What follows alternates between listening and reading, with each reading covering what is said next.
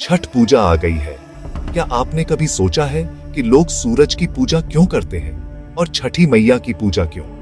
4 दिनों तक पूजा क्यों? खासकर डूबते सूरज को अर्घ्य क्यों देते हैं? मैं आपको 4 ऐसी कहानियां बताता हूं जो इन सब को जोड़ती हैं। सबसे पहले राजा प्रियवंद की कहानी। एक राजा को बच्चे की बहुत चाह थी। एक पवित्र अनुष्ठान के बाद एक बच्चा पैदा हुआ, लेकिन वह बेजान था। राजा का दिल टूट गया। तभी एक दिव्य रूप प्रकट हुआ। षष्ठी, सृष्टि के छठे भाग से जन्मी, बच्चों की रक्षा करने वाली देवी। उन्होंने कहा, मेरी पूजा करो और दूसरों को भी प्रेरित करो। राजा ने व्रत रखा और उन्हें एक बेटा मिला।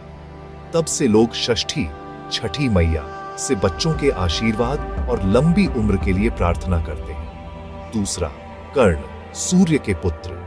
महाभारत में कर्ण घंटों तक कमर तक पानी में खड़े होकर सूर्य को अर्घ्य देते थे।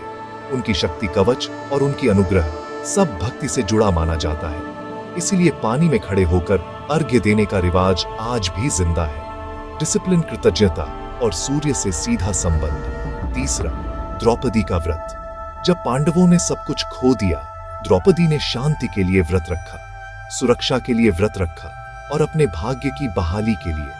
मान्यता है कि इससे परिवार संकट से उबर सकते हैं और इच्छाएं पूरी हो सकती है। विश्वास